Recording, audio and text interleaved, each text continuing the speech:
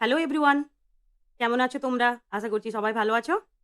আজকে আমরা 3rd সেমিস্টারের প্রথম ইংলিশ ক্লাস করব। আজকের আমাদের গল্প the night train at Deoli by Ruskin Bond. আমরা প্রথমেই জেনে নেব রাস্কিন বন্ডের ব্যাপারে। টেক্সট ওপেন করে সবাই দেখো অ্যাবাউট দ্য অথর। তো রাস্কিন বন্ডের জন্ম কত সালে? 1934, 19th May. Ruskin Bond is one of the India's most beloved writers, celebrated for his evocative storytelling, simple language, and deep connection to nature and the rural India. তাহলে আমাদের Ruskin bond তিনি খুব একজন জনপ্রিয় লেখক। কি জন্য তিনি জনপ্রিয়? তিনি জনপ্রিয় তার লেখন শৈলীর জন্য। এভোকেটিভ স্টোরি টেলিং। এভোকেটিভের মানে হচ্ছে মাইন্ডফুল। মাইন্ডফুল মানে অতীতের স্মৃতি চারণা করে লেখা। তো তিনি তার অতীতের স্মৃতি মন্থন করে গল্পগুলি লিখতেন।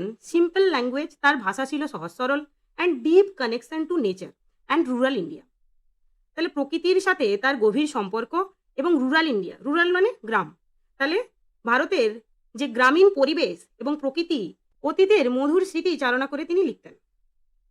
Born in কাসোলি, Himachal Pradesh. তিনি কোথায় জন্মেছিলেন? তিনি হিমাচল প্রদেশে জন্মেছিলেন, কাসোলি নামে একটি জায়গায়। Bond spend his early years in Dehradun, which inspired much of his works.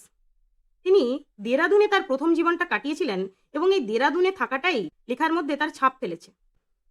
His debut novel the room on the roof 1956 won the prestigious John Llewellyn Rhys prize. তিনি আত্মপ্রকাশ করেছিলেন 1956 সালে the room on the roof নামক একটি উপন্যাসের মাধ্যমে, যেই উপন্যাস তাকে এনে দিয়েছিল খুব সম্মানীয় একটি পুরস্কার, John Llewellyn Rhys prize. Over the year, Bond has written numerous novels, essays, short stories, and children books, earning accolades such as the Padma Shri, Padma Bhushan. তিনি বছরের পর বছর ধরে লিখেছেন অসংখ্য উপন্যাস, রচনা, ছোট গল্প এবং ছোটদের জন্য বই, এবং এগুলি তাকে এনে দিয়েছে একুলেটস।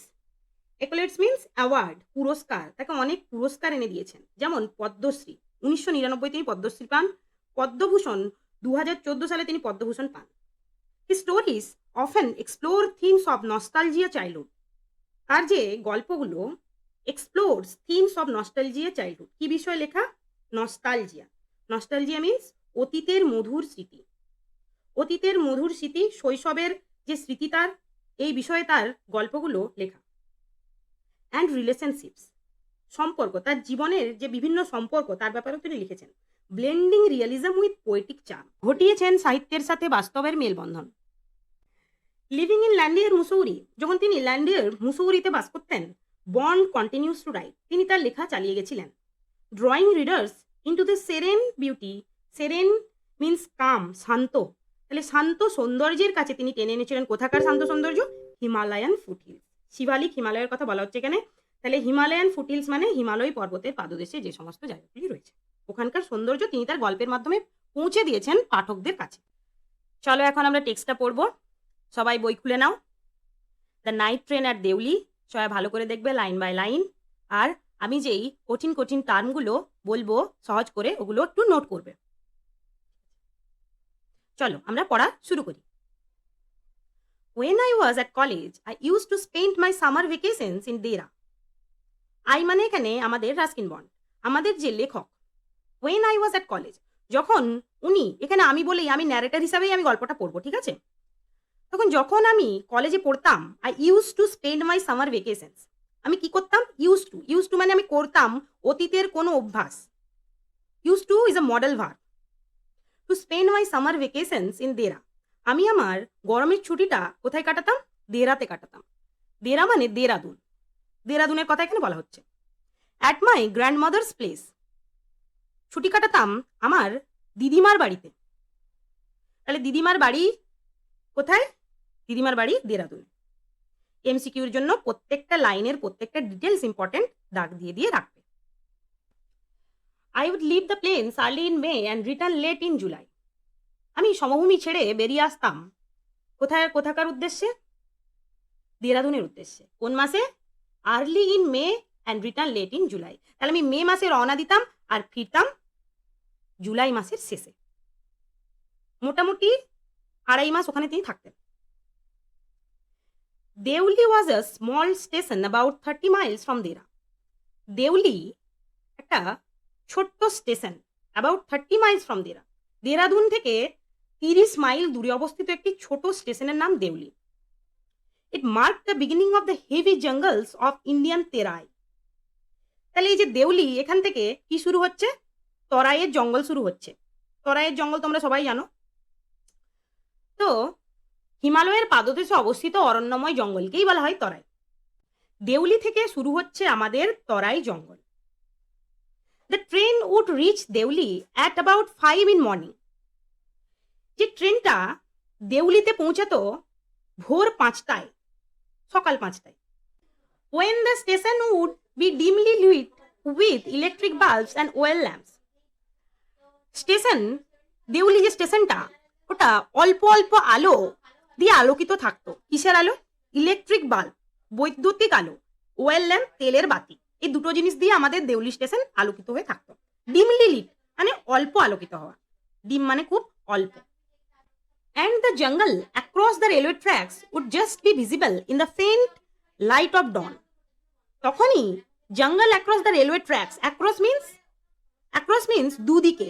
তাহলে রেল পাতের দুদিকে যে জঙ্গলগুলো, ওগুলো দেখতে পেতাম। কোথার থেকে দেখতে পেতাম? দেউলি থেকে দেখতে পেতাম। Would just be visible in the faint light of dawn. তাহলে দুদিকের যে জঙ্গলটা শুরু হচ্ছে, ওটা কোথার থেকে দেখা যাচ্ছে?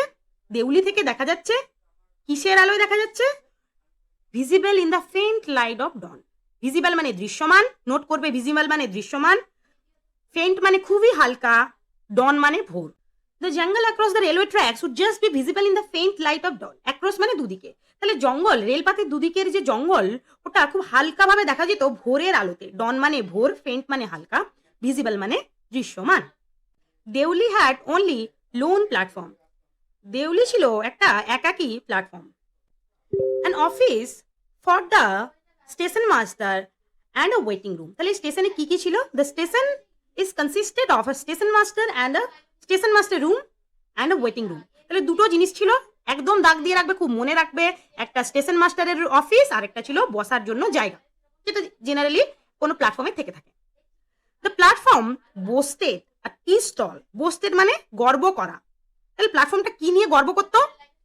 প্ল্যাটফর্মে ছিল কিন্তু একটা টি স্টল, একটা চায়ের দোকান, একটা ফ্রুট ভেন্ডার, একটা ফল বিক্রেতা, and a few stray dogs. আর ছিল কিছু রাস্তার কুকুর। স্ট্রে ডগস মিন্স রাস্তার কুকুর। নট মাচ এলস, আর বিশেষ কিছুই ছিল না। Because the train stop there for only 10 minutes before rushing into the forest. কিন্তু কিছুই ছিল না, তাও লেখক জানেন না কেন ট্রেনটা 10 মিনিট থামতো দেউলিতে জঙ্গলের মধ্যে প্রবেশ করার আগে। রাসিং মানে কোনো দ্রুত বেগে চলে যাও। Why it stopped at Deoli I don't know. দেউলিতে যে কেন দাঁড়াতো আমি কিন্তু জানি না। নাথিং এভার হ্যাপেন্ড দেয়ার, সেখানে কিছুই হয়নি, কোনোদিনই হয়নি। Nobody got off the train and nobody got in. Nobody got off the train and nobody got in. কেউ নামতেও না, গট অফ মানে নামা, আর কেউ উঠতেও না, গট ইন মানে ওঠা। There were never any coolies on the platform. প্ল্যাটফর্মে কোনো কুলিও ছিল না মাল বওয়ার জন্য, কেউ নামতোই না, তো কুলির কি দরকার। But the train would halt there a full 10 minutes। কিন্তু ট্রেন ওখানে দাঁড়াতো কত মিনিটের জন্য? পুরো 10 মিনিটের জন্য, দাগ দিয়ে রাখবে। হল্ট মানে থামা। And then the bell would sound. তারপরে বেলের শব্দ হতো, মানে ঘন্টার শব্দ হতো। The guard would blow his whistle. Guard বাঁশি বাজিয়ে দিত। হুইসেল মিন্স বাঁশি, ব্লো মানে বাজিয়ে দেওয়া, ব্লো মানে কোনো কিছু বয়ে যাওয়া। তাহলে কি বাজিয়ে দিত গার্ড? বাঁশি বাজিয়ে দিত। Blow, blew, blown. ব্লো হচ্ছে V1 মানে present tense, blew V2 past tense, আর ব্লোন এর V3 means past participle. And presently Deoli would be left behind and forgotten. আর যখনই গার্ড বাঁশি বাজিয়ে দিত, ট্রেন ছেড়ে দিত, আর দেউলি পেছনে পড়ে রইতো, আর সবাই দেউলিকে ভুলে যেত। ফরগেটেন মিন্স দেউলিকে সবাই ভুলে যেত। I used two wonder. Wonder means ভাবা। আমি ভাবতাম, দুবার ইউজ টু পেলাম, প্রথম লাইনে আবার এখানে। What happened in Deoli. দেউলিতে কি হয়? Behind the station wall. এই যে স্টেশনের দেয়ালগুলি রয়েছে, তার পেছনে দেউলিতে কি ঘটে আমার জানার খুব ইচ্ছে। I always fail sorry for that lonely little platform. আমার সবসময় খুব মন খারাপ হতো ওই ছোট্ট একাকী প্ল্যাটফর্মটার জন্য। And for the place that nobody wanted to visit. এমন একটা জায়গা কেউই ওখানে বেড়াতে যেতে চায় না। I decided that one day I would get off the train at Deoli and spend the day there just to please the town. আমি মনস্থির করে ফেললাম। ডিসাইড করা মানে কি? মনস্থির করে ফেলা, সিদ্ধান্ত নেওয়া। তাহলে আমি ডিসাইড করে ফেললাম কি? দ্যাট ওয়ান ডে, একদিন, I would get off the train at Deoli. দেউলিতে আমি ট্রেন থেকে নামবো অ্যান্ড স্পেন্ড, আমার দিনটা কোথায় কাটাবো? অ্যাট দ্য ডে, ওই দিনটা কাটাবো দেয়ার, দেয়ার মানে দেউলিতে। Just to please the town. আর কিছুই না, কোনো কারণই না, শুধুমাত্র একটাই কারণ, টাউনটাকে খুশি করবো। কারণ সেখানে কেউ নামে না, তাই লেখকের ভাবনা অনুযায়ী টাউনটা খুব দুঃখী, তাই টাউনটাকে একটু সান্ত্বনা দেওয়ার জন্য, দেউলিকে একটু সান্ত্বনা দেওয়ার জন্য শুধুমাত্র দেউলিতে নামবেন উনি, আর একদিন থাকবেন। I was 18। তাহলে আমাদের যে লেখক, আমাদের যে ন্যারেটরের বয়স কত? 18। দাগ দিয়ে রাখবে। ভিজিটিং মাই গ্র্যান্ডমাদার, কোথায় চলেছি আমি? গ্র্যান্ডমাদার, আমার দিদিমার সাথে দেখা করতে। And the night train stopped at Deoli. আর যে নাইট ট্রেন, রাতের ট্রেনটা দেউলিতে থেমে গেল। এখানে লক্ষ্য করবে, আমরা দেখলাম যে দেউলিতে ট্রেন এসে থামছে সকাল 5টায়। তাহলে নাইট ট্রেন কেন বলা হচ্ছে? কারণ ট্রেনটা যখন দিল্লি থেকে ছেড়েছিল তখন ছিল রাত, তাই এটাকে বলা হচ্ছে নাইট ট্রেন। এসে পৌঁছচ্ছে দেউলিতে ভোর 5টায়। আর girl came down the platform selling basket.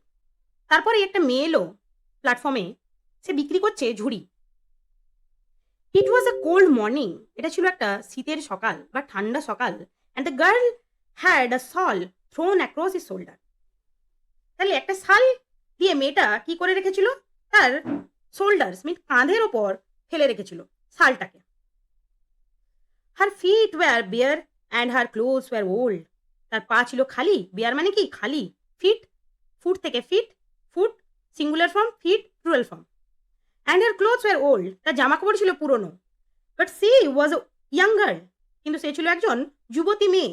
Walking gracefully with dignity, হাঁটছিল কেমনভাবে? খুব নম্রভাবে এবং মর্যাদাপূর্ণভাবে। গ্রেসফুলি মিন্স নম্রভাবে, ডিগনিটি মিন্স মর্যাদাপূর্ণভাবে। হতে পারে সে গরিব, হতে পারে তার পায়ে জুতো নেই, হতে পারে তার জামা কাপড় পুরনো, কিন্তু তার মধ্যে রয়েছে যথেষ্ট মর্যাদা। When she came to my window, যখন সে আমার জানালার কাছে এলো।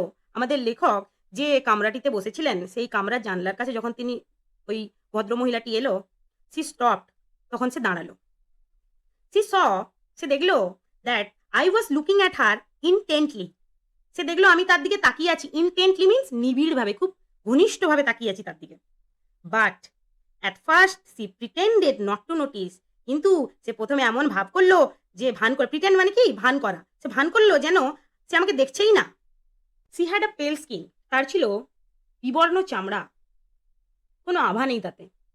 Set off by shiny black hairs, কিন্তু চুলগুলো ছিল খুব সুন্দর কালো চকচকে। অ্যান্ড ডার্ক ট্রাভেলড আইস, চোখগুলো ছিল অন্ধকার কালো, কিন্তু দুঃখ দারিদ্র দিয়ে ভরা, খুব গভীর দুটি চোখ। অ্যান্ড দেন দোজ আইস, তারপর তার দুটো চোখ, সার্চিং অ্যান্ড এলোকোয়েন্ট মেট মাইন। তার চোখগুলো খুঁজছে, খুঁজতে খুঁজতে এলোকোয়েন্ট, এলোকোয়েন্ট মিন্স হাইলি এক্সপ্রেসিভ, যেন কিছু বর্ণনা করছে তার চোখগুলো। মেট মাইন, মিট থেকে পাস্ট টেন্সে মেট, মেট মাইন মানে আমাদের যে ন্যারেটর আর ওই মেয়েটির চোখাচোখি হলো।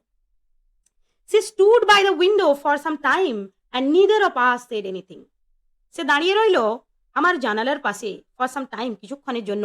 And neither of us shed nothing, আমাদের মধ্যে কেউই কিছু কথা বললাম না। But when she moved on, যখন সে চলতে শুরু করলো, I found myself leaving my seat and going to the carriage door and stood waiting on the platform looking the other way. যখন সে চলতে শুরু করলো, আমি কি দেখছি? আমি নিজের ইচ্ছায় কিছু করছি না মনে হচ্ছে, কেউ, কোনো শক্তি আমাকে টেনে নিয়ে চলে যাচ্ছে। I found myself, আমি দেখতে পাচ্ছি আমি চলে যাচ্ছি কোন একটা বলের দ্বারা, কোন একটা শক্তির দ্বারা। লিভিং মাই সিট, আমি আমার সিট থেকে উঠেও পড়ছি। And going to the carriage door, রেলগাড়ির দরজা দিয়ে আমি বেরিয়েও যাচ্ছি। And stood waiting on the platform, আর প্ল্যাটফর্মে গিয়ে আমি অপেক্ষা করছি গিয়ে। লুকিং দ্য আদার ওয়ে, অন্যদিকে দেখে আছি সেই মেয়েটির আশায়। I walked across the tea stall, আমি হেঁটে হেঁটে চা দোকান পর্যন্ত পৌঁছে গেছি। A kettle was boiling over on a small fire, একটা কেটলি ফুটছে। কোথায়? স্মল ফায়ার, ছোট্ট একটা আগুনের উপরে বসে কেটলিটি ফুটছে। কেটলির মধ্যে কিছু আছে, জল বা চা ফুটছে। But the owner of the stall was busy serving tea somewhere on the train, কিন্তু চা দোকানের যে মালিক, উনি কোথায় গেছেন? ট্রেনের অন্য কোথাও চা বিক্রি করতে গেছেন। The girl followed me behind the stall, দোকানের কাছে গিয়ে আমি যখন গিয়ে দাঁড়িয়ে আছি, দেখছি মেয়েটিও আমাকে অনুসরণ করে করে আমার পেছন দিকে এসে দাঁড়িয়ে আছে। Do you want to buy a basket, she asked. তারপর সে আমাকে জিজ্ঞেস করছে, তুমি কি ঝুড়ি কিনতে চাও? They are very strong, made of finest cane. তারা খুবই মজবুত, এই ঝুড়িগুলো খুব মজবুত। কি দিয়ে তৈরি? বেত দিয়ে তৈরি। কেন মিন্স বেত, বেতের তৈরি ঝুড়ি, খুব মজবুত। No, I said, I don't want a basket. না, আমি বললাম আমি কোনো ঝুড়ি কিনতে চাই না। We stood looking at each other for what seemed a very long time. আমরা একে অপরের দিকে তাকিয়ে রইলাম, মনে হলো যেন অনেক সময় পার হয়ে যাচ্ছে। সিমড মানে কি? মনে হওয়া। অ্যান্ড সি সেড, তারপর সে আবার বলল, are you sure you don't want a basket? তুমি কি নিশ্চিত যে তুমি কোনো ঝুড়ি কিনতে চাও না? All right, give me one. ঠিক আছে, আমাকে একটা দাও, আমি বললাম। And I took the one on top and gave her a rupee. ওপরের, সব থেকে উপরে যে ঝুড়িটি রাখা রয়েছে আমি ওটা নিলাম আর তাকে 1 টাকা দিলাম। Hardly daring to touch her finger. সেখানে আমরা দেখতে পাচ্ছি আমাদের যে ন্যারেটার খুবই ভীতু স্বভাবের এবং লাজুক স্বভাবের। তো উনি টাকা দিতে গিয়ে যাতে তার আঙুলটা তার হাতে না, ওই মেয়েটির হাতে না ছোঁয়া হয়ে যায়, তার জন্য তিনি ভয় খাচ্ছেন। হার্ডলি ডেয়ারিং, তার কোনোই সাহস হচ্ছে না তার আঙুল ছোঁয়ার। As she was about to speak, যখন সে বলতে যাবে, মেয়েটি যখন বলতে যাবে, the guard blew his whistle. কারণ তখন আমরা দেখতেই পাচ্ছি 10 মিনিট হয়ে গেলে বাঁশি বাজিয়ে দেবে গার্ড। তো বাঁশি বাজিয়ে দিয়েছে, 10 মিনিট হয়ে গেছে। সি সেড সামথিং, হয়তো মেয়েটা কিছু বলেছিল, but it was lost in the clanging of the bell and the hissing of the engine.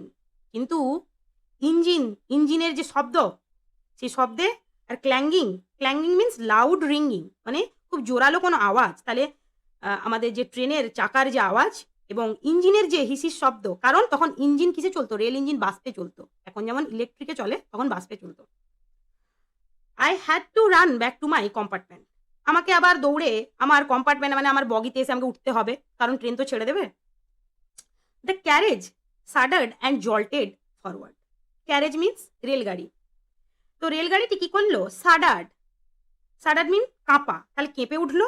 And jolted forward, জল্টেড means ঝাঁকুনি, তাহলে ঝাঁকুনি দিয়ে আবার সামনের দিকে, ফরওয়ার্ড মিন্স আগের দিকে, আগের দিকে এগিয়ে চললো। I watched her as platform slipped away. যতক্ষণ না পর্যন্ত প্ল্যাটফর্ম থেকে ট্রেনটা বেরিয়ে যাচ্ছে আমি তার দিকে দেখে রইলাম। She was alone on the platform and did not move. সে একাকি দাঁড়িয়ে রয়েছে স্টেশনে, প্ল্যাটফর্মে, আর সে নড়ছে না। But she was looking at me and smiling, কিন্তু সে আমার দিকে তাকিয়ে রয়েছে এবং হাসছে। I watched her as the platform slipped away. আমি ততক্ষণ তাকে দেখে রইলাম যতক্ষণ পর্যন্ত ট্রেনটা ওই প্ল্যাটফর্ম থেকে বেরিয়ে চলে গেল। She was alone on the platform, সে একাকি দাঁড়িয়ে রইল প্ল্যাটফর্মে। And she did not move, কিন্তু সে নড়ল না।